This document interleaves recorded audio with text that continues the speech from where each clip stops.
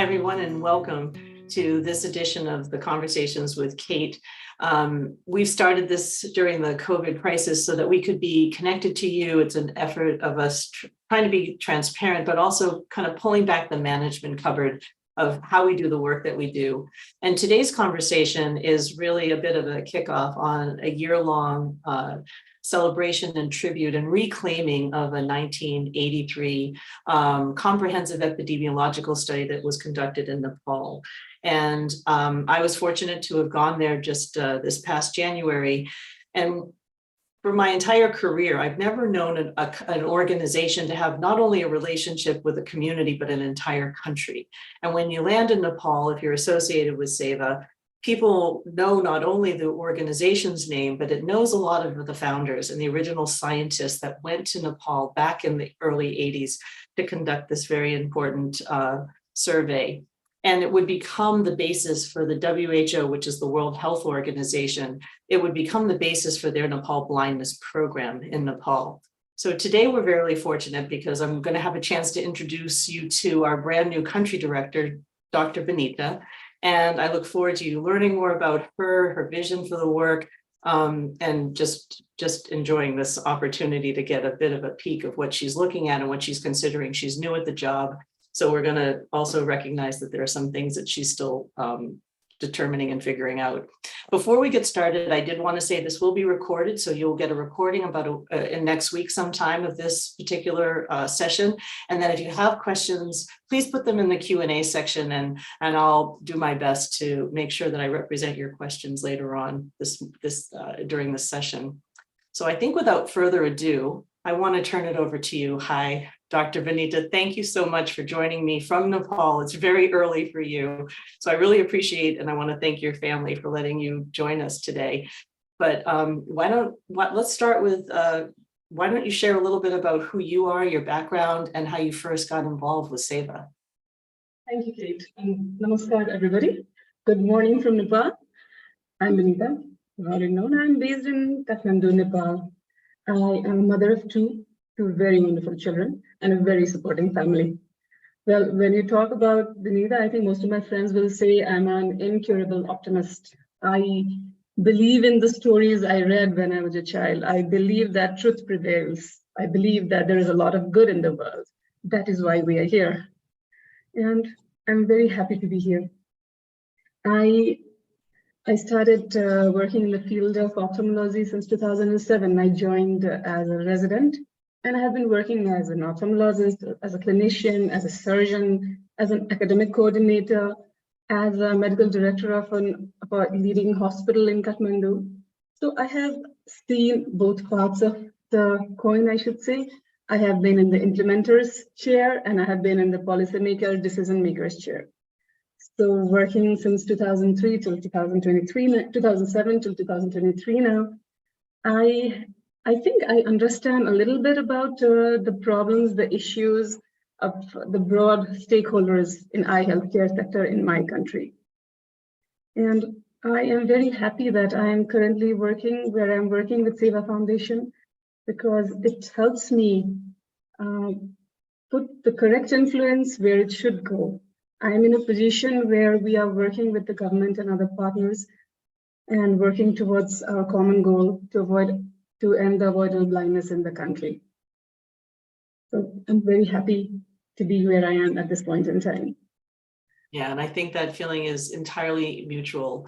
I know that before I had a chance to meet you in person this past January, you and I got to know each other because you were one of the first practitioners that we worked with when we tried to really take a focus on quality, that we knew that putting people at the center of the work meant also holding the quality standard of our work to a higher level.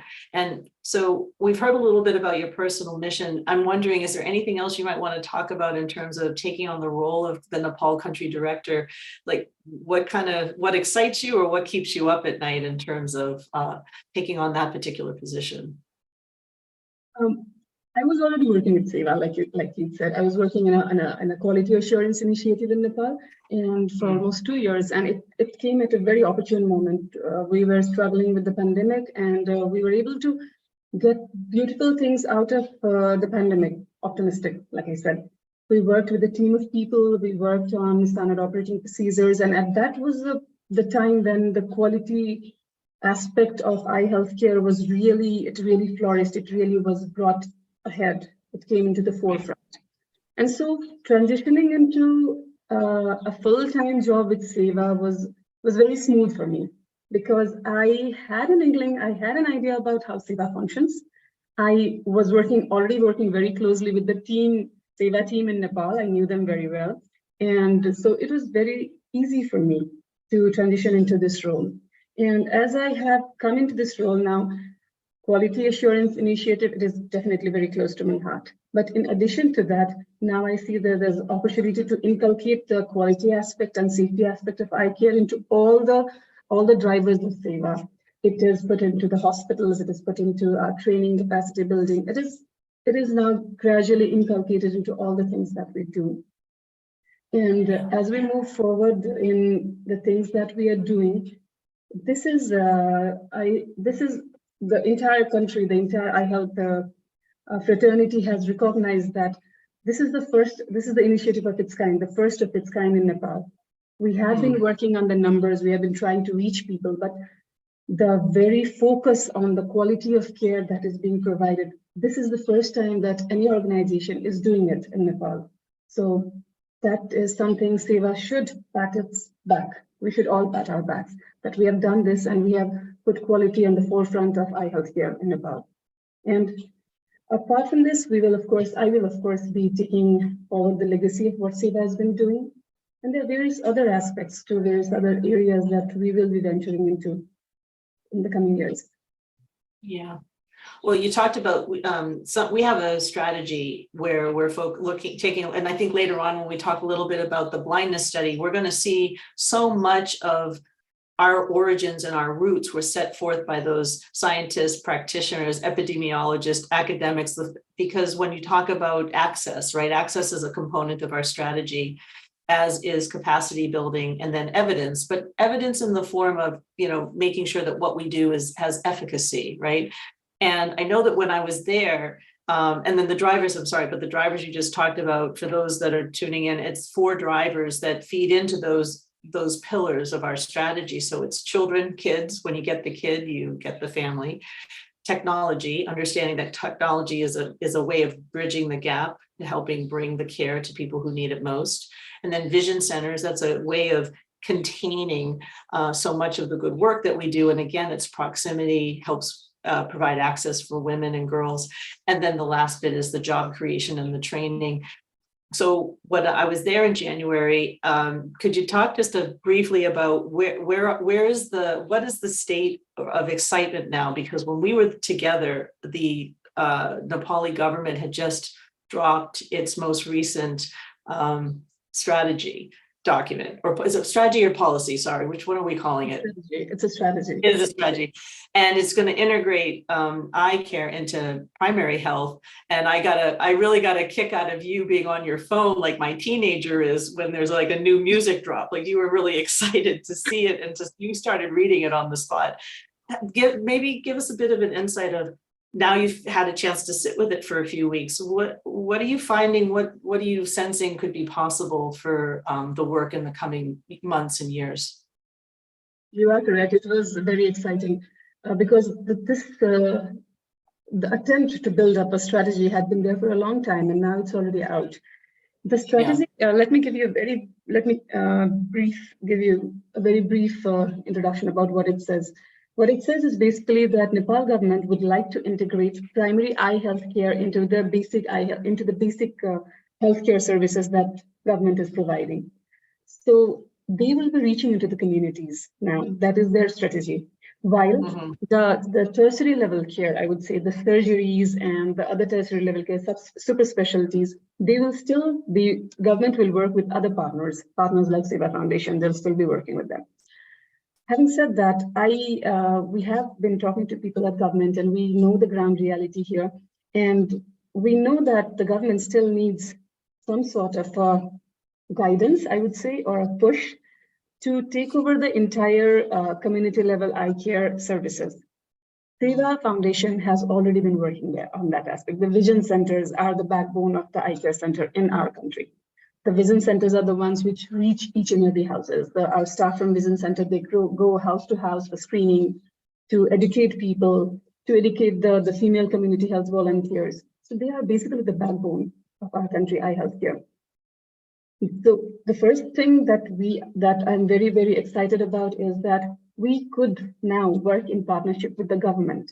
And in that way, we can reach all the districts, all the communities, all the municipalities of the country. So that is a massive opportunity that I see for Seva to work on. That is the first thing. We can help, since we are already pioneers in it, because let me tell the others who do not know that Seva Foundation was the organization who established the very first vision center in Nepal at Palpa, the very first vision center. And so we are the pros at it. We know how to establish, we know how to set up the network, we know how to provide service, we know how to develop the access. When I say access, I do not mean only the geographic access. I talk about the affordability, the acceptance in the community, the continuity of care, all of that blend into the access part. So Seva has already been doing it, and we can help provide the guidance, the strength that government needs to inculcate that into their system. That's one. And the next thing that I see, the another opportunity is that we can help now that the government gradually, as it becomes ready and capable enough to take over the vision center part of it, I would say, to strengthen it, to support it. We, on the other hand, can shift our focus slightly into improving the cataract surgical coverage. We can start talking about developing surgical centers. We can talk about providing surgery, making surgery more accessible by developing more of the surgical centers. The current vision centers can be upgraded to surgical centers. So these are two things that I see we can work very closely with the government. And yes, we have been in discussion with government and with other partners as well. The one thing that my take on this conversation is that if we work in partnership with government, we can increase our coverage. We can actually reach every part of the country. So that is a beautiful opportunity that has arrived, and we should and we will be we are very excited about it, and we will take part in it. That is about the National Eye Health Strategy. And another thing what I know is that, as far as my knowledge is, that this kind of national level strategy on eye health care, I think it is the first kind in Southeast Asia. So this is very important for us. Yeah, it is. And I think with the intent behind this, it could be a global first. I'm not 100% sure of that, but I think it could possibly be a global first in terms of that integration into the primary health. We talk about intersectionalities, and this is really the government putting the full weight of its voice behind marrying all of these good efforts together so that, you know, the people of Nepal get the best care and most comprehensive care that they can. Let's go back for just a second and maybe speak a little bit more about, because I find this work really exciting around vision centers, and we talked about surgical centers. And so they're of the same family, but they're not exactly the same. Maybe just take a brief minute for some of the folks that might have joined us today that might not, kind of know that there is that little bit of a nuance going on, and it's an evolution of sorts in terms of our way of bringing proximity of care to people in the community. When I say about vision center and surgical center, there's one thing that I'd like to add. I'm talking about vision center and upgrading to surgical center. So here, what I want to point out is that when Seva Foundation works with a group of people, works in the community, it is not just one-time investment. Seva Foundation works for the growth of the organization. So when we establish vision centers, these are primary eye health care centers. They provide services like refractive service where you get a pair of glasses, or they'll provide you therapeutic services for the minor ailments of the eye. And those are the areas where they will screen you whether you have a sight-threatening condition and whether you need to be immediately referred. So that is the primary role of the vision centers. When we talk about the surgical centers, we're talking about two things here. We're talking about building the capacity of the staff in the vision center. We build their capacity is so that they can help in surgical setup. We train them in OT assistant, we train them in local anesthesia, we train them in sterilization processes, we train them in how to assist during the surgical camp. That is the capacity building part. And the next part is the improvement in the infrastructure. We develop infrastructure which is suitable for an operating theater complex. And that surgical center with the capacity we build and the infrastructure that we bring together, that becomes a center for regular surgical services, for regular cataract services. And the intent is that the people in the community do not have to wait for periodic surgical camps, the sporadic surgical camps. They do not have to wait for that, because sometimes while they wait for it, the cataract becomes mature, it becomes hypermature, and it leads to further complications and die. While the cataract, which could have been treated, which could have been operated by a 10-minute procedure, and the vision could be regained because the patient waited for a long time, waited for those sporadic eye camps, the condition worsened. So our intent to develop vision centers and upgrade them to surgical centers is to provide access and timely access to the people. And this will increase the cataract surgical coverage rate as well, and help in reducing the avoidable blindness in the end. Yeah. So I feel like, to me, and this is what I noticed when we were together, that is such an important piece of the work. We hear a lot, even if you're not in the realm of being an ophthalmologist or a doctor, you hear about client-centered design or client-centered approach. And what that really means is, let's make healthcare work for the person who needs it and not necessarily for the institution. So how do we make sure that we put people at the center of how we think about the work? And in a moment's time, we're going to be transitioning over to the Nepal Blindness Survey, but I wanted to say, like, part of what energizes me in my work is having a colleague and a thought partner like you, with your ophthalmological background, your love of people, your optimistic self, and then you're being able to sort of bring that beautiful critical thinking to. But this is where the work of Seva, the legacy, the history, the science, as well as the compassion, can really be put to the most good. And so for those that have been listening, what's really happening is we don't just have one thing that happens. It's almost like an ecosystem. That part of it is the structural investment of helping those vision centers go from the kind of care that does everything but the surgery. 80% of what a person might need can be serviced in a regular vision center. The piece that's usually missing is the surgery piece. So when we upgrade those community-based facilities to a surgical center, you now have put even more value out into the community that needs it most. And I honestly feel that I don't know that we could do this without you. I think we absolutely need you in the role that you're in now, because it's a clinical direction that we want to take some of these outreach efforts. And I sleep a lot easier at night knowing that someone with your background and your love of people is helping to critically think about what that might look like for the work, and how that might be the next chapter of Seva's investment in the community, and a commitment, right, to helping the systems that need to be in place if we're really going to tackle the future needs of the community. So I just wanted to say that as a colleague who's a big fan. And this is with, how long have you been on the gig right now? You've only been on the job for less than 2 months, right? Yeah. I mean, in the scene for a long time, Kate, that's the thing.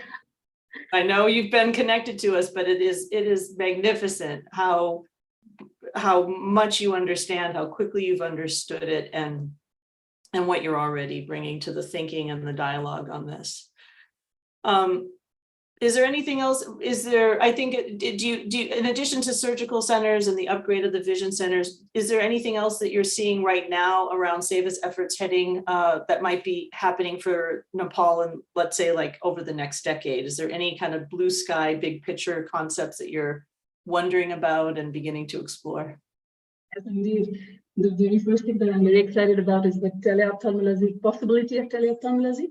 Seva has already, for those who do not know, Seva has already initiated teleophthalmology services in many of the implementing partner hospitals.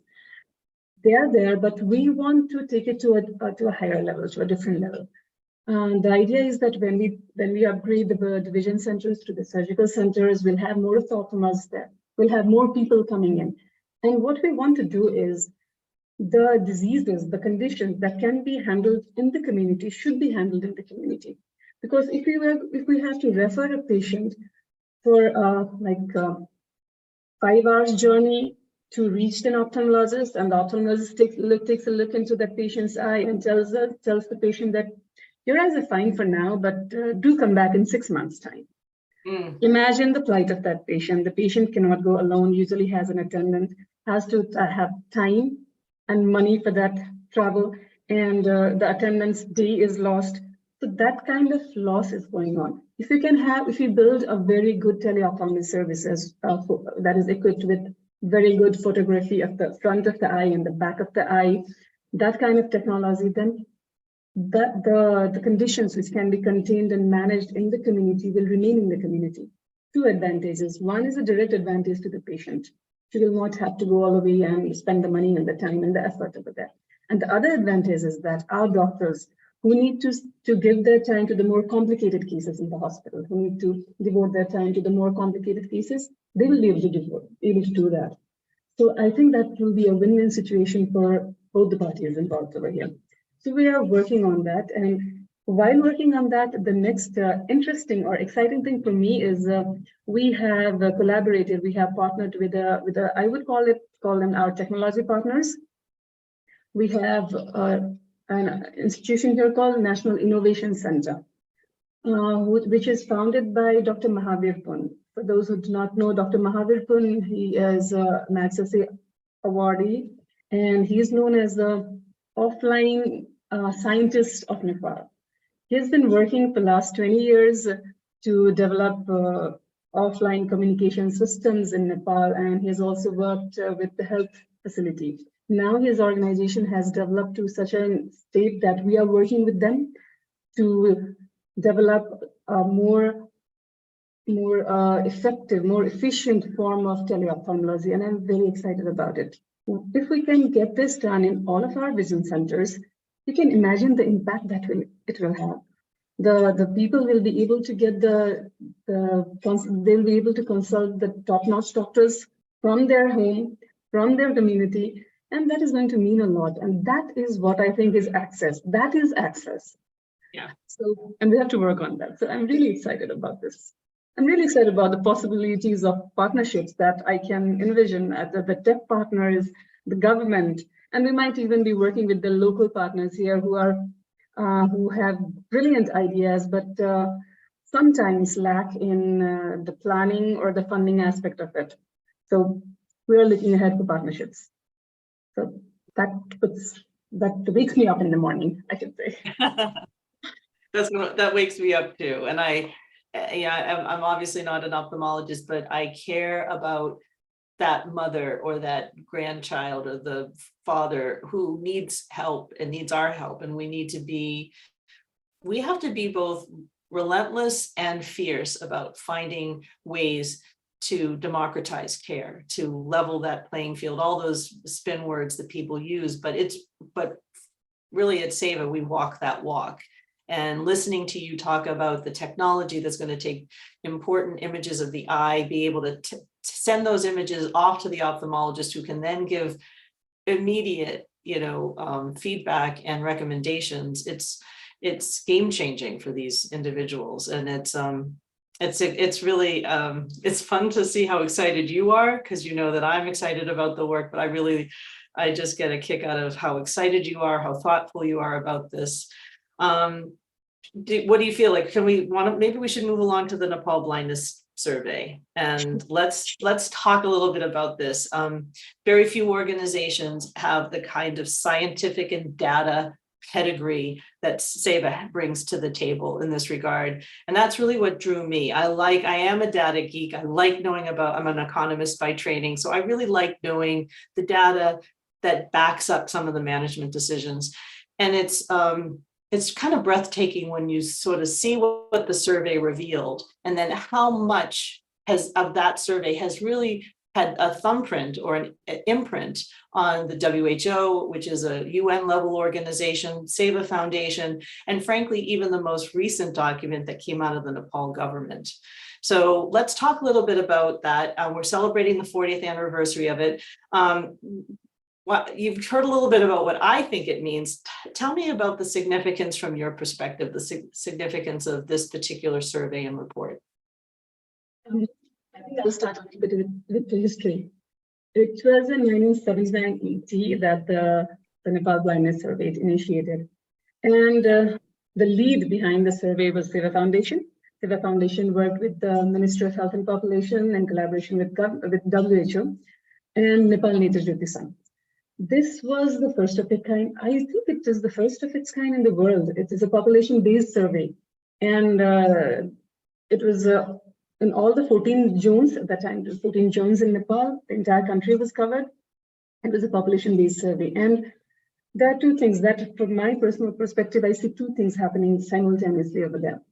One thing was that it was almost house-to-house survey. We were able to find out the cause of the blindness, the prevalence of the blindness, and the barriers to eradicating or eliminating or avoiding the blindness. That was one aspect. That was the data generating aspect. The other aspect that happened simultaneously was that when the survey took off, it included statisticians, enumerators, data collectors, physicians, people who gradually went on to become the initial human resource in eye healthcare in Nepal. So that went together, and that was beautiful, I should say, because by the time they found out what was the problem, they also had people who knew what had to be done with the problem. So in 1981, when the report came out, it showed that the prevalence of blindness in Nepal was 0.84%. 80% of the blindness was due to cataract. That was the first cause. The second cause at that time was trachoma. The third was smallpox. The other things were way down the list. And like I said, the human resource also developed at that time, and this report and the people, they went ahead and they sat down and worked on what needed to be done. At that point in time, the government of Nepal was still struggling with issues like maternity mortality rate and the childhood mortality rate. So they delegated the work of eye healthcare to a national NGO, that was the Nepal Blindness Survey. And Seva Foundation was already working with the Nepal Blindness Survey, and they brought in the expertise, the necessary, all the logistics necessary over there, they brought in there. And other possible partners were also brought in with the help of the Seva Foundation team. And Seva Foundation, what they did was they took over the Lumbini province. Now it's the Lumbini province, the Lumbini zone. They took over the Lumbini zone to start working on the eye healthcare programs. That was the basic aspect. And while Seva took on in Lumbini zone, they also started working on all the drivers. The drivers are pretty new, but I can see that they were working on that along that street. It was aligned with the concept of capacity building within the country and also on the service delivery. So two aspects, once again, they developed together. In Lumbini zone, they started the now Lumbini Eye Institute, now it's known as Lumbini Eye Institute. They started with 2 rooms in a general hospital with 1 ophthalmologist and 4 ophthalmic assistants. They started the work over there. Lumbini Eye Institute today is enormous institute. It's a center of excellence. It has academic departments. It has a massive, beautiful outreach activities and a great hospital with all the subspecialties over there. So that was the initiation. That was one in service delivery. The next step that is remarkable in service delivery through Seva Foundation is, like I said, it established the first vision center in Palpa, which is the mid-hills of Nepal. That was in the service delivery. And on the basis of the Nepal Blindness Survey, it was evident that there was a massive need of the human resource to tackle the load of blindness over there. And Seva Foundation worked on that as well. They worked in the capacity building. They initiated the ophthalmic assistance program here. The ophthalmic assistance program was initiated. The ophthalmic assistants are the backbone until now, and they take care of the vision centers. They are the backbone in the hospitals. When they started the ophthalmic assistance training program, Dr. Litwin was here, and he was amongst the major trainers. And we have a picture here of Dr. Litwin holding a book. If Rolando can show that picture, he's holding a book. It's handwritten book. It's a notebook that he developed, and that was the course book. That was the curriculum for the ophthalmic assistants at that time. So that is how Seva Foundation started on their capacity building. The Professor Litwin's. Can we go to this picture? You can see that is that book that he's holding, the handwritten notebook that he has. That was the first curriculum, the first book that he personally wrote out for the ophthalmic assistance training program. So building on the Nepal Blindness Survey, Seva Foundation has given its best to Nepal in the field of capacity building. So this was how it happened. At the same time, apart from the development of ophthalmic assistance, Seva has been working on the residency program of MD ophthalmologists. And I have another picture. We have another picture here where we can see Professor Litwin actually helping another doctor in actually training him in surgery. If you look at the picture, this is such a powerful picture. Look at where the surgery is ongoing. Look at the condition of the picture at that time. But the load of blindness was so much that the doctors had to do the best that they could in that scenario. Here we have Professor Litwin on the left. He is the one who is training the surgeon who is actually operating. The surgeon who is operating is Professor Chitrasbanda. He is currently the chairperson of Nepal Netra Jyoti Sangh. So I think this picture is it is the epitome of the relationship that between Seva Foundation, the National Blindness Survey, and Nepal Netra Jyoti Sangh, who is the biggest partner that we work with in Nepal. Yeah. And this is a very, very powerful picture here. This is such a powerful picture. This is something that was seared into my brain when I first saw it when I took the job with Seva. The person holding the flashlight, I mean, so much of this just shows the conditions, is Judith Litwin. It's Dr. Dick Litwin's wife.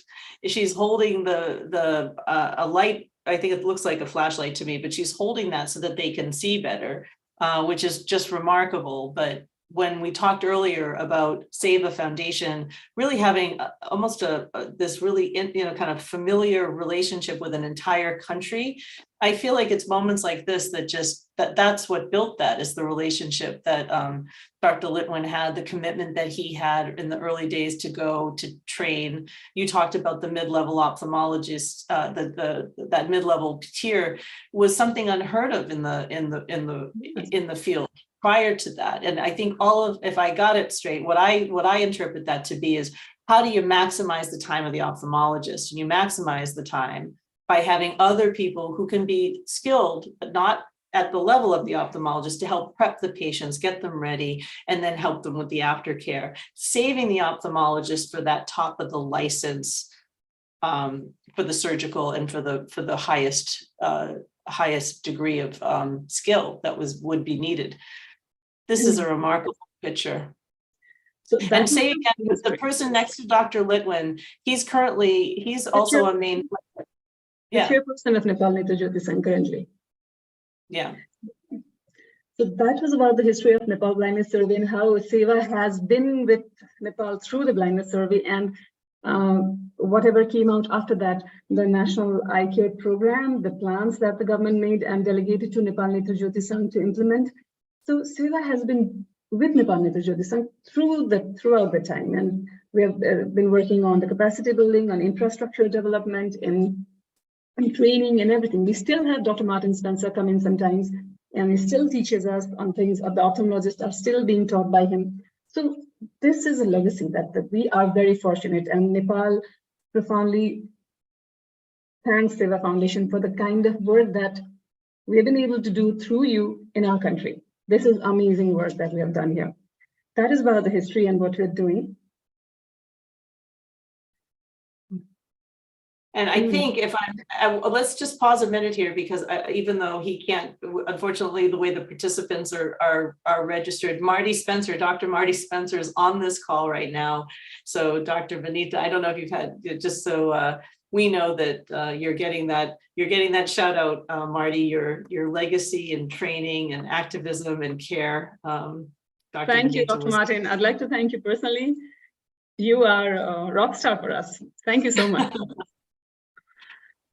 And if I come back now to how the Nepal Blindness Survey has shaped what the current scenario of Nepal's eye healthcare is, that every strategy, the first strategy that came in and every plan that has been brought out, it is based on the blindness survey. It is based on the prevalence over there and where was the main problem, what was the main problem, where was it, and how we can tackle it. And on the basis of that report, work has been done. And what the prevalence of blindness was 0.84% in 1981. Currently, with the recent RAB survey, the Rapid Assessment of Avoidable Blindness Survey, we know that the prevalence has come down to 0.28. So that is a wonderful achievement, I should say. But having said that, what I would also add is that although the percentage has come down, the number has not come down so much because of the increase in the population, number one. And the next thing is the longevity of the people. Now the average lifespan, it has increased. And so the diseases that come with age, they're also coming up. Cataract is still a problem. Cataract is still the problem. It's the number one problem. The second is the refractive error.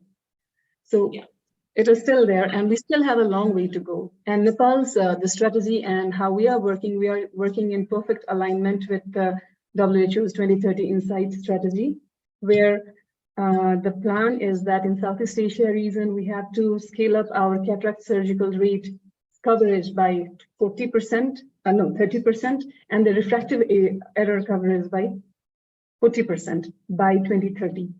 That is the strategy that we are working with, and we at Seva is also working in perfect alignment with that strategy.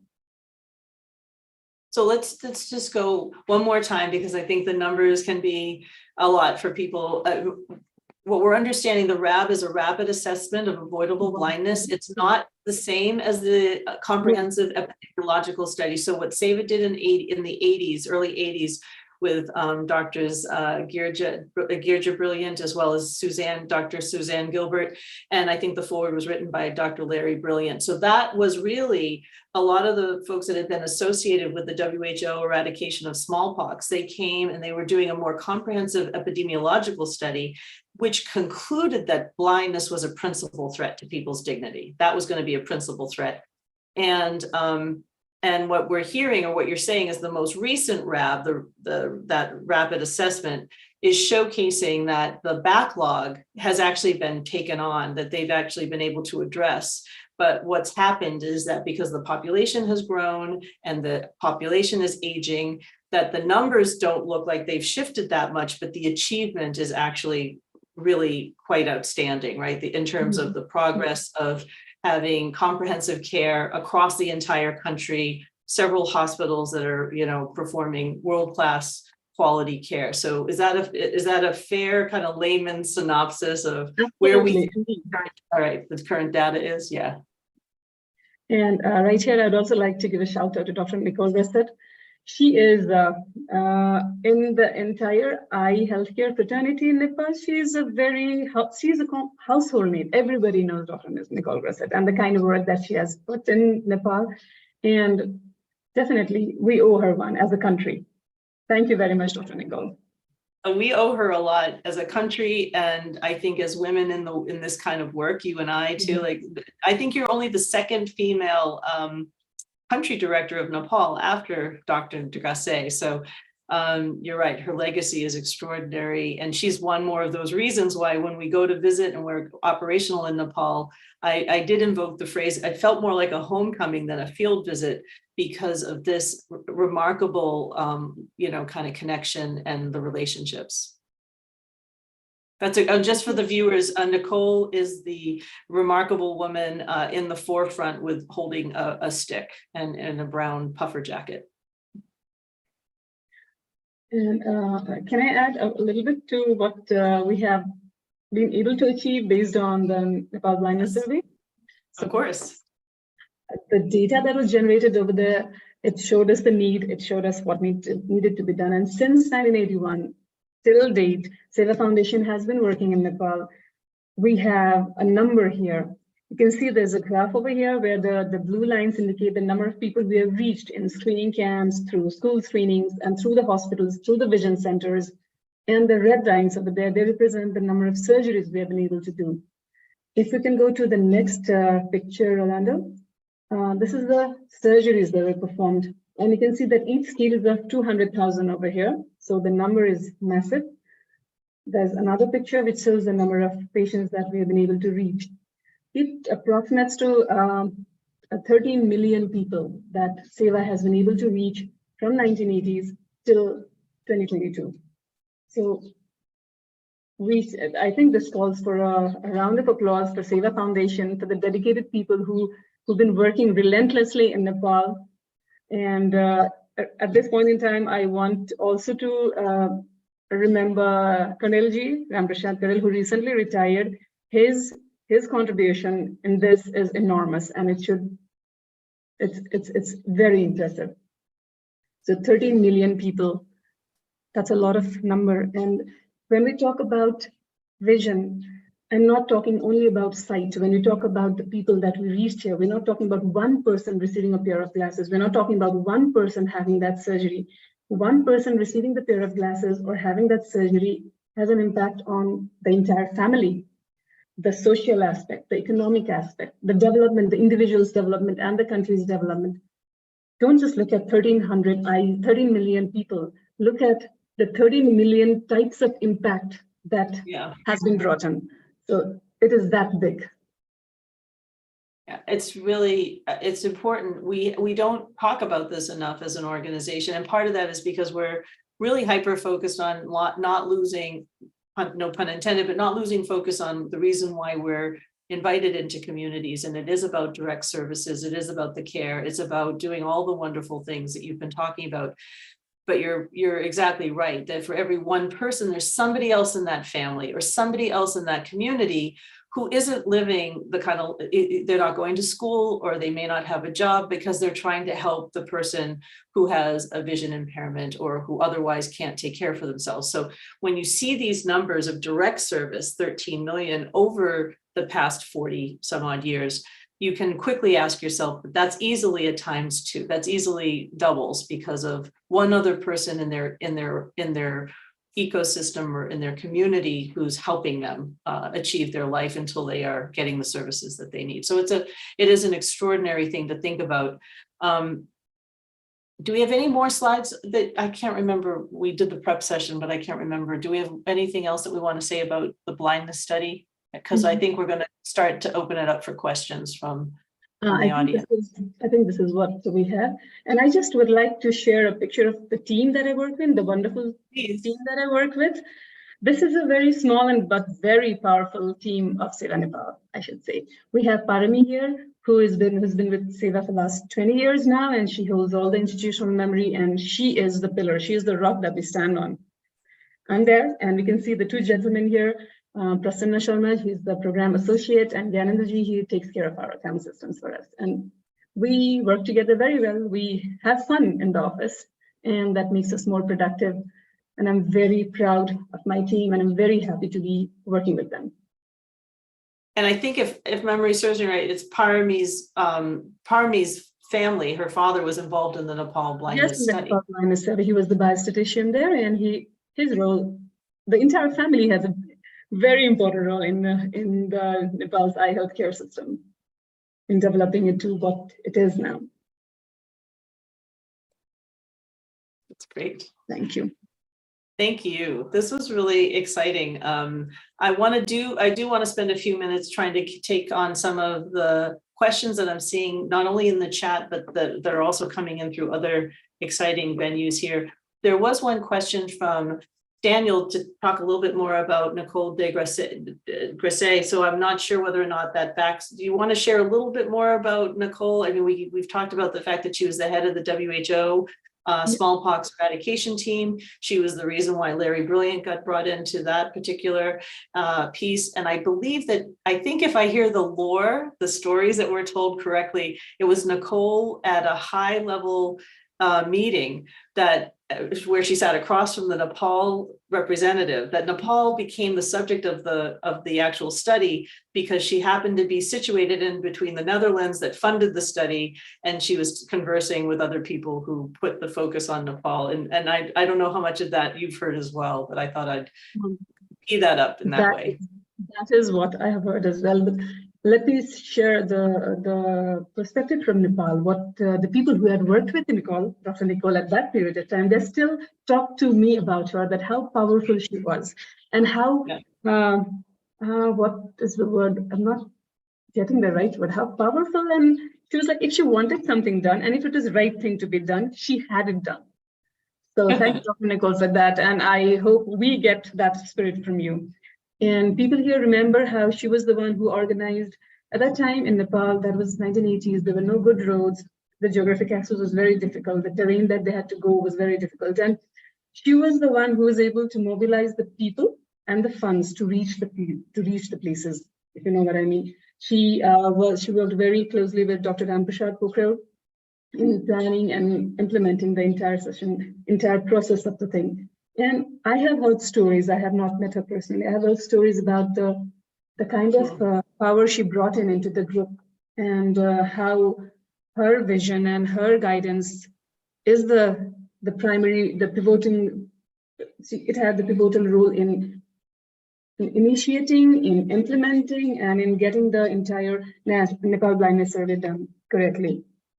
Yeah. And that is, I would love to have more information on the ground realities, what happened in there. But at this point in time, I have information from people who worked with her, who were her friends at that time, who interacted with her, and those are the things. The only thing I get when I talk to those people about Dr. Nicole is that the power, the impact, how strong she was.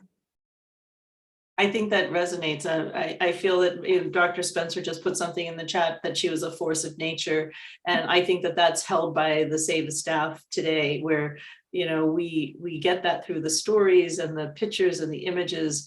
And I think it's nice that we're having a moment to talk about her, especially since this is, I think, Women's History Month. So it's not lost on me that there's that origin story in her particular work. Another question that came in, and I know that you're just getting started, but the question from Daniel, also from Daniel, was wondering about low vision rehabilitation and whether or not it's been integrated into the Nepali Vision Center. So I wanted to know if you wanted to speak to that. Honestly speaking, low vision has not received the frontline that it should have received in Nepal's eye healthcare system. Having said that, this is going to be an area that I will personally try to work, because when we talk about low vision, we have to talk about the children, because there are a lot of children with conditions which cannot be helped with simple eyeglasses, or which cannot be treated, and low vision rehabilitation is very important. We should talk about educational rehabilitation and social rehabilitation. Both the aspects are equally important. In Nepal, the National Eye Health Strategy does not directly address the rehabilitation for low vision, with people with low vision, but Nepal already has a separate group of people who are working with low vision children. And we have schools, and we try to promote integrated schools. That means children with sight study together with children with low vision, and there is a separate resource center within the school to help the children with low vision. There are teachers who are trained.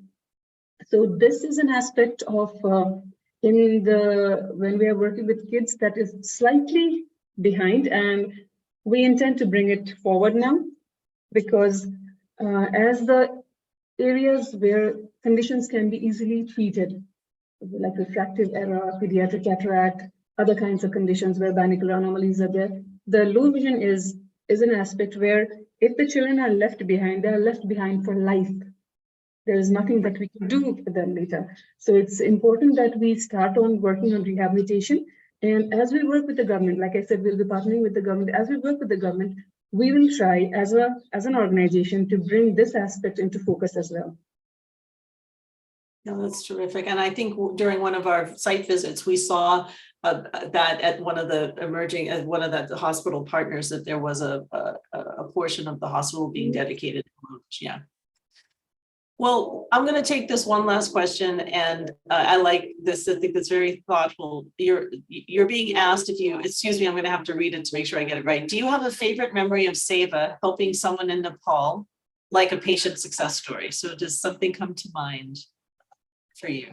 More than the patient, what comes to mind is one of the surgeons sharing his experience that following the surgery, when the patient came back on the follow-up visit, the patient was so happy that the patient brought the best fruits from his garden for the surgeon. That is what counts. And that has stayed with me, that has stuck with me. And that is the kind of gratitude Seva is getting. That person brought the best fruits from the garden, the ones that he had grown, must have grown with such a big amount of love. So that is what Seva is receiving. That is the kind of goodwill Seva is earning. That is what has stayed with me.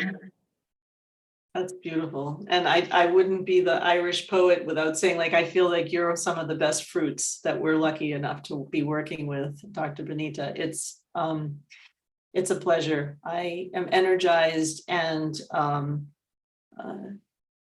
so hopeful for what's going to happen next in Nepal. And we've been doing some really important work. I think we've been putting forward a lot of the foundations. I think with your leadership and with what the government has put in place, I think we're looking at a brand new chapter for the work, an exciting one that's going to take the work to a new level and bring care to more people. So I want to thank you so much for joining us this morning. Is there anything else that you'd like to say to your audience before we sign off? Thank you, Kate. I thank you for this opportunity. And I hope, and my team will try to carry the legacy of Seva to a bigger heights, and we will venture out for newer projects as the need at the time is gradually changing. We will evolve with that. And thank you so much for being here, for listening to our conversation. And I thank you, Kate, for your time as well. It's a pleasure. I wouldn't want anybody else at our side as we take on some of these tough questions, take a critical eye to the efficacy of the work that we've been doing. Something for the audience before we say goodbye. This is a year where we are reclaiming that study, but we're also shining a light on the fact that the data, the science, the compassion, we're still combining good science, world-class science with compassion. So you'll see a series of either, conversations like this, but also a re-release of the Nepal Blindness study. We're going to be doing a digital re-release. We're going to be adding in some new assets. So look for that sometime in the fall of 2023. All right. Well, without further ado, have a great rest of your day. Please give my best regards to that talented team of Seva in Nepal. Send them my personal regards. Of course. All right. Thank you, everyone. Thank you for joining us today. Hi, everyone. It's Kate, and I'm here with our brand new country director for Nepal, Dr. Binita. Dr. Vanita, we're so happy to have you. You've been leading our quality assessment. What does it feel like? 2 weeks on the job, right? 10th day today, actually. Yeah. What are you most excited about right now? I am so happy to be with the team, basically. Okay. And the team, the extended team, the entire family. Just the opportunity. This was the best time to actually join Seva. I didn't know that you people would be here to induct me into the whole system, and also the government of Nepal just having passed the eye health strategy. So much that can be done, so much that I'm learning already in the 10th day, and I'm so excited about all of this. Oh, there you have it. Dr. Binita is the cherry on the top of this extraordinary team. I hope to be. Bye. Thank you.